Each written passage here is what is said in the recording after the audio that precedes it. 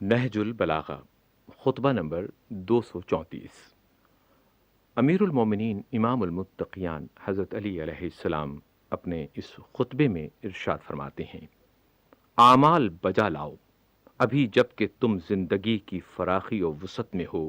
اعمال نامے کھلے ہوئے اور توبہ کا دامن پھیلا ہوا ہے۔ اللہ سے رخ پھیر لینے والے کو پکارا جا رہا ہے اور گنہگاروں کو امید دلائی جا رہی ہے، قبل اس کے کہ عمل کی روشنی گل ہو جائے اور مہلت ہاتھ سے جاتی رہے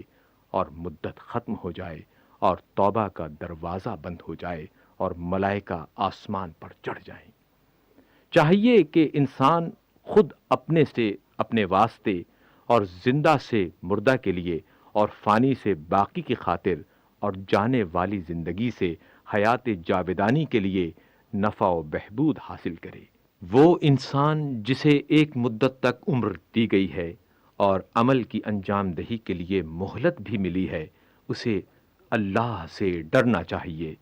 مرد وہ ہے جو اپنے نفس کو لگام دے کر اس کی باگیں چڑھا کر اپنے قابو میں رکھے اور لگام کے ذریعے اسے اللہ کی نافرمانیوں سے روکے اور اس کی باگیں تھام کر اللہ کی اطاعت کی طرف اسے کھینچ لے جائے۔